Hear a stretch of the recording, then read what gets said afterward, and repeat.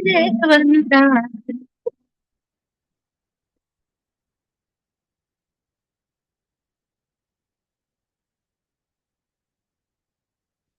ஆதியாகமம் 37ஆம் அதிகாரம். யாக்கோபு தன் தகப்பன் தங்கியிருந்த கானான் தேசத்திலே குடியிருந்தான். யாக்கோபுடைய சந்ததியின் வரலாறு. யோசேப்பு 17 வயதிலே தன் சகோதரருடனே ஆடுகளை மேய்த்து கொண்டிருந்தான். அந்த இளைஞன் பில்காள் சில்பாள் என்னும் தன் தகப்பனுடைய மறுமனையாட்டிகளின் குமாரரோடே இருந்து அவர்களுடைய துன்மார்க்கத்தை தன் தகப்பனுக்கு சொல்லி வருவான். இஸ்ரவேலின் முதிர் வயதிலே யோசேப்பு தனக்கு பிறந்ததினால் இஸ்ரவேல் தன் குமாரர் எல்லாரிலும் அவனை அதிகமாய் நேசித்து அவனுக்கு பல வருணமான அங்கியை செய்வித்தான். அவனுடைய சகோதரர் எல்லாரிலும் அவனை தங்கள் தகப்பன் அதிகமாய் நேசிக்கிறதை அவன் சகோதரர் கண்டபோது அவனோட பட்சமாய் பேசாமல் அவனை பகைத்தார்கள். யோசேப்பு ஒரு சொப்பனம் கண்டு அதை தன் சகோதரருக்கு அறிவித்தான். அதன் நிமித்தம் அவனை இன்னும் அதிகமாய் பகைத்தார்கள். அவன் அவர்களை நோக்கி, நான் கண்ட சொப்பனத்தை கேளுங்கள். நாம் வயலில் அறுத்த அரிகளை கட்டி கொண்டிருந்தோம். அப்பொழுது என்னுடைய அரிக்கட்டு நிமிர்ந்திருந்தது, உங்கள் அரிக்கட்டுகள் என் அரிக்கட்டை சுற்றி வணங்கி நின்றது என்றான். அப்பொழுது அவன் சகோதரர் அவனை பார்த்து, நீ எங்கள் மேல் துரைத்தனம் பண்ணுவாயோ, நீ எங்களை ஆளப்போகிறாயோ என்று சொல்லி அவனை அவன் சொப்பனங்களின் நிமித்தமும் அவன் வார்த்தைகளின் நிமித்தமும் இன்னும் அதிகமாய் பகைத்தார்கள். அவன் வேறொரு சொப்பனம் கண்டு தன் சகோதரரை நோக்கி, நான் இன்னும் ஒரு சொப்பனத்தை கண்டேன். சூரியனும் சந்திரனும் 11 நட்சத்திரங்களும் என்னை வணங்கினது என்றான். இதை அவன் தன் தகப்பனுக்கும் தன் சகோதரருக்கும் சொன்னபோது அவன் தகப்பன் அவனை பார்த்து, நீ கண்ட இந்த சொப்பனம் என்ன? நானும் உன் தாயாரும் உன் சகோதரரும் தரை மட்டும் குனிந்து உன்னை வணங்க வருவோமோ என்று அவனை கடிந்து கொண்டான். அவன் சகோதரர் அவன் மேல் பொறாமை கொண்டார்கள். அவன் தகப்பனோ அவன் சொன்னதை மனதிலே வைத்துக் கொண்டான். பின்பு அவன் சகோதரர் சீகேமிலே தங்கள் தகப்பனுடைய ஆடுகளை மேய்க்க போனார்கள். அப்பொழுது இஸ்ரவேல் யோசேப்பை நோக்கி, உன் சகோதரர் சீகேமிலே ஆடுகளை மேய்க்கிறார்கள் அல்லவா, உன்னை அவர்களிடத்துக்கு அனுப்ப போகிறேன் வா என்றான். அவன், இதோ போகிறேன் என்றான். அப்பொழுது அவன், நீ போய் உன் சகோதரருடைய சேமம் எப்படி என்றும் ஆடுகள் எப்படி இருக்கிறது என்றும் பார்த்து எனக்கு மறு செய்தி கொண்டு வா என்று அவனுக்கு சொல்லி எபிரோன் பள்ளத்தாக்கிலே இருந்து அவனை அனுப்பினான். அந்தபடியே அவன் சீகேமுக்கு போனான். அப்பொழுது ஒரு மனிதன் அவன் வெளியிலே வழி தப்பி திரிகிறதை கண்டு, என்ன தேடுகிறாய் என்று அவனை கேட்டான். அதற்கு அவன், என் சகோதரரை தேடுகிறேன், அவர்கள் எங்கே ஆடு மேய்க்கிறார்கள் சொல்லும் என்றான். அந்த மனிதன், அவர்கள் இவ்விடத்திலிருந்து போய்விட்டார்கள், தோத்தானுக்கு போவோம் என்று அவர்கள் சொல்ல கேட்டேன் என்றான். அப்பொழுது யோசேப்பு தன் சகோதரரை தொடர்ந்து போய் அவர்களை தோத்தானிலே கண்டுபிடித்தான். அவர்கள் அவனை தூரத்தில் வர கண்டு அவன் தங்களுக்கு சமீபமாய் வருமுன்னே அவனை கொலை செய்யும்படி சதி யோசனை பண்ணி ஒருவரை ஒருவர் நோக்கி, இதோ சொப்பனக்காரன் வருகிறான், நாம் அவனை கொண்டு இந்த குழிகள் ஒன்றிலே அவனை போட்டு ஒரு துஷ்ட மிருகம் அவனை பட்சித்தது என்று சொல்லுவோம், வாருங்கள், அவனுடைய சொப்பனங்கள் எப்படி முடியும் பார்ப்போம் என்றார்கள். ரூபன் அதை கேட்டு அவனை அவர்கள் கைக்கு தப்புவித்து அவனை அவன் தகப்பனிடத்திற்கு திரும்பவும் கொண்டு போக மனதுள்ளவனாய் அவர்களை நோக்கி, அவனை கொல்ல வேண்டாம், நீங்கள் இரத்தம் சிந்தலாகாது, நீங்கள் அவன் மேல் கை வையாமல் அவனை வனாந்தரத்தில் உள்ள இந்த குழியிலே போட்டு விடுங்கள் என்று சொல்லி இவ்விதமாய் ரூபன் அவனை அவர்கள் கைக்கு தப்புவித்தான். யோசேப்பு தன் சகோதரரிடத்தில் சேர்ந்தபோது யோசேப்பு உடுத்தி கொண்டிருந்த பல வருண அங்கியை அவர்கள் கலத்தி அவனை எடுத்து அந்த குழியிலே போட்டார்கள். அது தண்ணீர் இல்லாத வெறும் குழியாய் இருந்தது. பின்பு அவர்கள் போஜனம் செய்யும்படி உட்கார்ந்தார்கள். அவர்கள் தங்கள் கண்களை ஏறெடுக்கும் போது இதோ கீலேயாத்தில் இருந்து வருகிற இஸ்மவேலருடைய கூட்டத்தை கண்டார்கள். அவர்கள் எகிப்துக்கு கொண்டு போகும்படி கந்த வர்க்கங்களையும் பிசின் தைலத்தையும் வெள்ளை போளத்தையும் ஒட்டகங்கள் மேல் ஏற்றி கொண்டு வந்தார்கள். அப்பொழுது யூதா தன் சகோதரரை நோக்கி, நாம் நம்முடைய சகோதரனை கொண்டு அவன் இரத்தத்தை மறைப்பதினால் லாபம் என்ன? அவனை இந்த இஸ்மவேலருக்கு விற்று போடுவோம், வாருங்கள். நமது கை அவன் மேல் படாதிருப்பதாக. அவன் நம்முடைய சகோதரனும் நம்முடைய மாம்சமுமாய் இருக்கிறானே என்றான். அவன் சகோதரர் அவன் சொல்லுக்கு இணங்கினார்கள். அந்த வர்த்தகரான மீதியானியர் கடந்து போகிற போது அவர்கள் யோசேப்பை அந்த குழியிலிருந்து தூக்கி எடுத்து அவனை இஸ்மவேலர் கையில் 20 வெள்ளிக்காசுக்கு விற்று போட்டார்கள். அவர்கள் யோசேப்பை எகிப்துக்கு கொண்டு போனார்கள். பின்பு ரூபன் அந்த குழியினிடத்துக்கு திரும்பி போன போது யோசேப்பு குழியில் இல்லை என்று கண்டு தன் வஸ்திரங்களை கிழித்து கொண்டு தன் சகோதரர் இடத்துக்கு திரும்பி வந்து, இளைஞன் இல்லையே, ஐயோ, நான் எங்கே போவேன் என்றான். அவர்கள் யோசேப்பின் அங்கியை எடுத்து ஒரு வெள்ளாட்டு கடாவை அடித்து அந்த அங்கியை இரத்தத்திலே தோய்த்து பல வருடமான அந்த அங்கியை தங்கள் தகப்பனிடத்திற்கு அனுப்பி, இதை நாங்கள் கண்டெடுத்தோம், இது உம்முடைய குமாரன் அங்கியோ அல்லவோ, பாரும் என்று சொல்ல சொன்னார்கள். யாக்கோபு அதை கண்டு, இது என் குமாரனுடைய அங்கிதான், ஒரு துஷ்ட மிருகம் அவனை பட்சித்து போட்டது, யோசேப்பு பீருண்டு போனான் என்று புலம்பி தன் வஸ்திரங்களை கிழித்து தன் அறையில் ரட்டு கட்டி கொண்டு அநேக நாள் தன் குமாரனுக்காக துக்கித்து கொண்டிருந்தான். அவனுடைய குமாரர் குமாரத்திகள் எல்லாரும் அவனுக்கு ஆறுதல் சொல்ல வந்து நின்றார்கள். ஆனாலும் அவன் ஆறுதலுக்கு இடங்கொடாமல், நான் துக்கத்தோடே என் குமாரனிடத்தில் பாதாளத்தில் இறங்குவேன் என்றான். இவ்விதமாய் அவனுடைய தகப்பன் அவனுக்காக அழுது கொண்டு இருந்தான். அந்த மீதியானியர் யோசேப்பை எகிப்திலே பார்வோனின் பிரதானியும் தலையாரிகளுக்கு அதிபதியுமாகிய போத்தி 39ஆம் சங்கீதம். எதுத்தூன் இடத்தில் ஒப்புவித்த தாவீதின் சங்கீதம். என் நாவினால் பாவம் செய்யாத படிக்கு நான் என் வழிகளை காத்து துன்மார்க்கன் எனக்கு முன்பாக இருக்கும் மட்டும் என் வாயை கடிவாளத்தால் அடக்கி வைப்பேன் என்றேன். நான் மௌனமாகி ஊமையனாயிருந்தேன், நலமானதையும் பேசாமல் அமர்ந்திருந்தேன். ஆனாலும் என் துக்கம் அதிகரித்தது, என் இருதயம் எனக்குள்ளே அனல் கொண்டது. நான் தியானிக்கையில் அக்கினி மூண்டது. அப்பொழுது என் நாவினால் விண்ணப்பம் செய்தேன், கர்த்தாவே, நான் எவ்வளவாய் நிலையற்றவன் என்று உணரும்படி என் முடிவையும் என் நாட்களின் அளவு இவ்வளவு என்பதையும் எனக்கு தெரிவியும். இதோ என் நாட்களை 4 விரற்கடை அளவாக்கினீர். என் ஆயுசு உமது பார்வைக்கு இல்லாதது போல் இருக்கிறது. எந்த மனுஷனும் மாயையே என்பது நிச்சயம். சேலா. வேஷமாகவே மனுஷன் திரிகிறான், விருதாவாகவே சஞ்சலப்படுகிறான். ஆஸ்தியை சேர்க்கிறான், யார் அதை வாரிக்கொள்வான் என்று அறியான். இப்போதும் ஆண்டவரே, நான் எதற்கு எதிர்பார்த்திருக்கிறேன்? நீரே என் நம்பிக்கை. என் மீறுதல்கள் எல்லாவற்றிலும் இருந்து என்னை விடுதலையாக்கும். மூடனுடைய நிந்தனைக்கு என்னை ஒப்புக்கொடாதேயும்.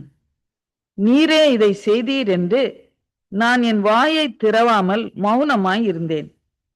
என்னிலிருந்து உம்முடைய வாதையை எடுத்து போடும். உமது கரத்தின் அடிகளால் நான் சோர்ந்து போனேன். அக்கிரமத்தின் நிமித்தம் நீர் மனுஷனை கடிந்து கொண்டு தண்டிக்கிற போது அவன் வடிவை பொட்டரிப்பை போல் அழிய பண்ணுகிறீர். நிச்சயமாகவே எந்த மனுஷனும் மாயையே. சேலா.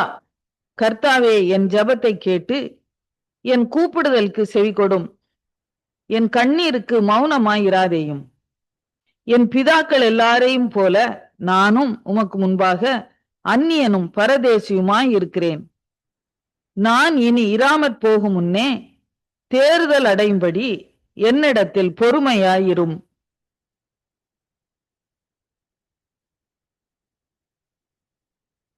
40ஆம் சங்கீதம்.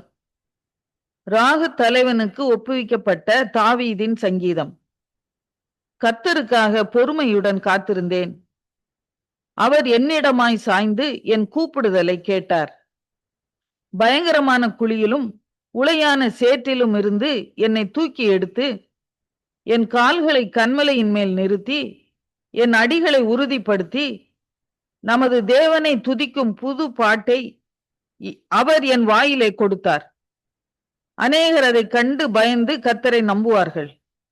அகங்காரிகளையும் பொய்யை சார்ந்திருக்கிறவர்களையும் நோக்காமல் கர்த்தரையே தன் நம்பிக்கையாக வைக்கிற மனுஷன் பாக்கியவான்.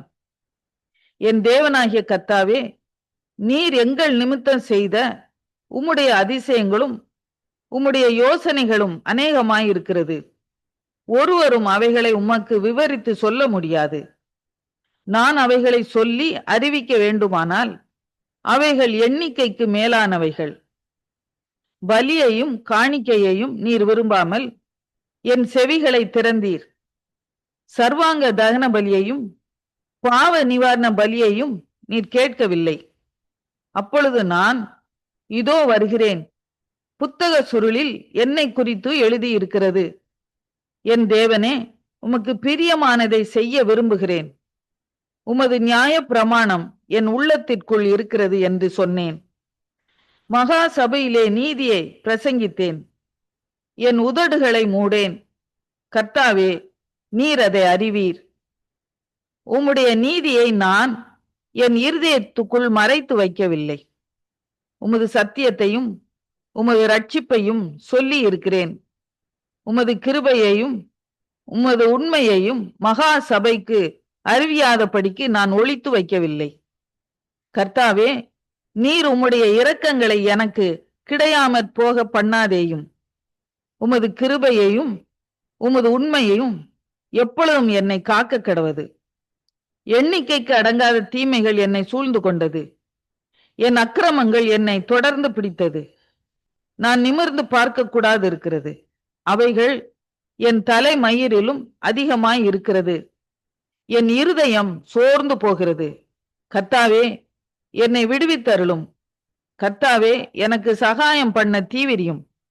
என் பிராணனை அழிக்க தேடுகிறவர்கள் ஏகமாய் வெட்கி நாணி எனக்கு தீங்கு செய்ய விரும்புகிறவர்கள் பின்னிட்டு லட்ச அடைவார்களாக.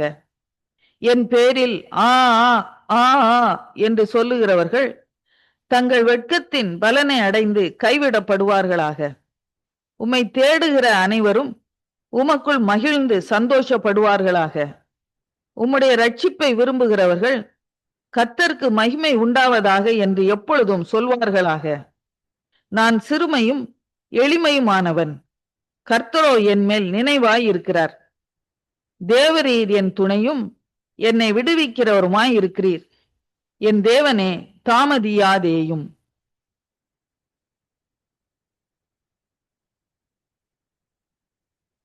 மத்தேயு 24ஆம் அதிகாரம். இயேசு தேவாலயத்தை விட்டு புறப்பட்டு போகையில் அவருடைய சீஷர்கள் தேவாலயத்தின் கட்டடங்களை அவருக்கு காண்பிக்க அவரிடத்தில் வந்தார்கள்.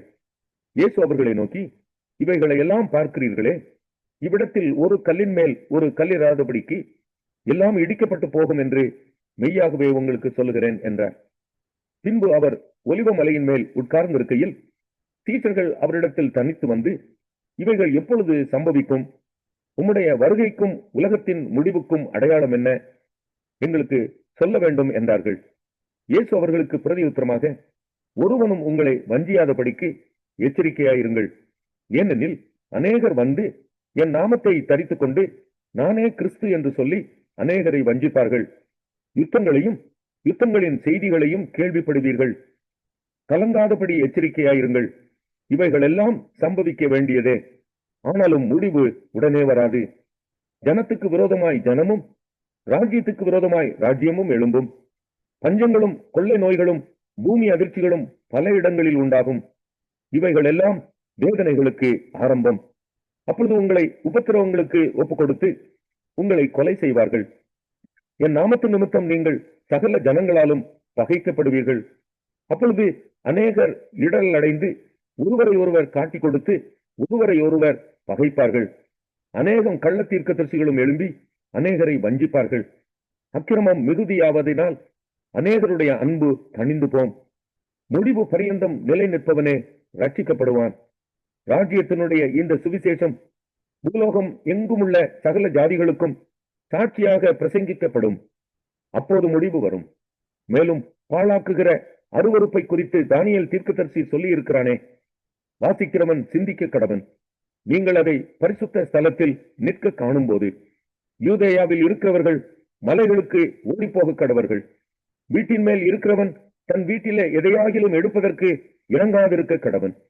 வயலில் இருக்கிறவன் தன் வஸ்திரங்களை எடுப்பதற்கு திரும்பாதிருக்க கடவன். அந்நாட்களிலே கற்பவதிகளுக்கும் பால் கொடுக்கிறவர்களுக்கும் ஐயோ! நீங்கள் ஓடி போவது மாறி காலத்திலாவது ஓய்வு நாளிலாவது சம்பவியாதபடிக்கு வேண்டிக் கொள்ளுங்கள். ஏனெனில் உலகம் உண்டானது முதல் இதுவரைக்கும் சம்பவித்தராததும் இனிமேலும் சம்பவியாததுமான மிகுந்த உபத்திரவம் அப்பொழுது உண்டாயிருக்கும். அந்நாட்கள் குறைக்கப்படாதிருந்தால் ஒருவனாயிலும் தப்பி போவதில்லை. தெரிந்து கொள்ளப்பட்டவர்கள் நிமித்தமோ அந்த நாட்கள் குறைக்கப்படும். அப்பொழுது இதோ கிறிஸ்து இங்கே இருக்கிறார், அதோ அங்கே இருக்கிறார் என்று எவனாகிலும் சொன்னால் நம்பாதேயுங்கள். ஏனெனில் கள்ள கிறிஸ்துக்களும் கள்ள தீர்க்கதரிசிகளும் எழும்பி கூடுமானால் தெரிந்து கொள்ளப்பட்டவர்களையும் வஞ்சிக்கத்தக்கதாக பெரிய அடையாளங்களையும் அற்புதங்களையும் செய்வார்கள். இதோ முன்னதாக உங்களுக்கு அறிவித்திருக்கிறேன். ஆகையால் அதோ வனாந்தரத்தில் இருக்கிறார் என்று சொல்வார்களானால் புறப்படாதிருங்கள். இதோ அறை வீட்டிற்குள் இருக்கிறார் என்று சொல்வார்களானால் நம்பாதிருங்கள். மின்னல் கிழக்கிலிருந்து தோன்றி மேற்கு வரைக்கும் பிரகாசிக்கிறது போல மனுஷகுமாரனுடைய வருகையும் இருக்கும். பிணம் எங்கேயோ அங்கே கழுகுகள் வந்து கூடும். அந்நாட்களின் உபத்திரவம் முடிந்தவுடனே சூரியன் அந்தகாரப்படும், சந்திரன் ஒளியை கொடாதிருக்கும், நட்சத்திரங்கள் வானத்திலிருந்து விழும், வானத்தின் சத்துவங்கள் சேர்க்கப்படும். அப்பொழுது மனுஷகுமாரனுடைய அடையாளம் வானத்தில் காணப்படும். அப்பொழுது மனுஷகுமாரன் வல்லமையோடும் மிகுந்த மகிமையோடும் வானத்தின் மேகங்கள் மேல் வருகிறதை பூமியில் உள்ள சகல கோத்திரத்தாரும் கண்டு விளம்புவார்கள். வலுவாய் தொனிக்கும் எக்கால சத்தத்தோட அவர் தமது தூதர்களை அனுப்புவார். அவர்கள் அவரால் தெரிந்து கொள்ளப்பட்டவர்களை வானத்தின் ஒரு முனை முதற்கொண்டு மறுமுனை மட்டும் 4 திசைகளிலும் இருந்து கூட்டி சேர்ப்பார்கள். அத்தி மரத்தினால் ஒரு உவமையை கற்றுக்கொள்ளுங்கள். அதிலே இளங்கிளை தோன்றி துளிர் விடும்போது வசந்த காலம் சமீபமாயிற்று என்று அறிவீர்கள். அப்படியே இவைகளை எல்லாம் நீங்கள் காணும் போது அவர் சமீபமாய் வாசல் அருகே வந்திருக்கிறார் என்று அறியுங்கள். இவைகள் எல்லாம் சம்பவிக்கும் முன்னே இந்த சந்ததி ஒளிந்து போகாதென்று மெய்யாகவே உங்களுக்கு சொல்லுகிறேன். வானமும் பூமியும் ஒளிந்து போம், என் வார்த்தைகளோ ஒளிந்து போவதில்லை. அந்த நாளையும் அந்த நாளிகையையும் என் பிதா ஒருவர் தவிர மற்றொருவனும் அறியான், பரலோகத்தில் உள்ள தூதர்களும் அறியார்கள். நோவாவின் காலத்தில் எப்படி நடந்ததோ அப்படியே மனுஷகுமாரன் வரும் காலத்திலும் நடக்கும். எப்படியெனில் ஜல பிரளயத்துக்கு முன்னான காலத்திலே நோவா பேழைக்குள் பிரவேசிக்கும் நாள் வரைக்கும் ஜனங்கள் புசித்தும் குடித்தும் பெண் கொண்டும் பெண் கொடுத்தும் ஜல பிரளயம் வந்து அனைவரையும் வாரிக்கொண்டு போக மட்டும் உணராதிருந்தார்கள். அப்படியே மனுஷகுமாரன் வரும் காலத்திலும் நடக்கும். அப்பொழுது 2 பேர் வயலில் இருப்பார்கள், ஒருவன் ஏற்றுக்கொள்ளப்படுவான், ஒருவன் கைவிடப்படுவான். 2 ஸ்திரீகள் இயந்திரம் அரைத்துக் கொண்டிருப்பார்கள், ஒருத்தி ஏற்றுக்கொள்ளப்படுவாள், ஒருத்தி கைவிடப்படுவாள். உங்கள் ஆண்டவர் இன்ன நாளிகையிலே வருவார் என்று நீங்கள் அறியாதிருக்கிறபடியினால் விழித்திருங்கள். திருடன் என்ன ஜாமத்தில் வருவான் என்று வீட்டெஜமான் அறிந்திருந்தால் அவன் விழித்திருந்து தன் வீட்டை கன்னமிட ஒட்டான் என்று அறிவீர்கள். நீங்கள் நினையாத நாளிகையிலே மனுஷகுமாரன் வருவார். ஆதலால் நீங்களும் ஆயத்தமாயிருங்கள். ஏற்ற வேளையிலே தன் வேலைக்காரருக்கு போஜனம் கொடுத்து அவர்களை விசாரிக்கும்படி எஜமான் வைத்த உண்மையும் விவேகமுள்ள ஊழியக்காரன் யாவன்? எஜமான் வரும்போது அப்படி செய்கிறவனாக காணப்படுகிற ஊழியக்காரனே பாக்கியவான். தன் ஆஸ்திகள் எல்லாவற்றின் மேலும் அவனை விசாரணைக்காரனாக வைப்பான் என்று மெய்யாகவே உங்களுக்கு சொல்லுகிறேன். அந்த ஊழியக்காரனோ பொல்லாதவனாயிருந்து என் ஆண்டவன் வர நாள் செல்லும் என்று தன் உள்ளத்திலே சொல்லிக்கொண்டு தன் உடன் வேலைக்காரரை அடிக்கத் தொடங்கி வெறியரோட புசிக்கவும் குடிக்கவும் தலைப்பட்டால் அந்த ஊழியக்காரன் நினையாத நாளிலும் அறியாத நாளிகையிலும் அவனுடைய எஜமான் வந்து அவனை கடினமாய் தண்டித்து மாயக்காரரோட அவனுக்கு பங்கை நியமித்து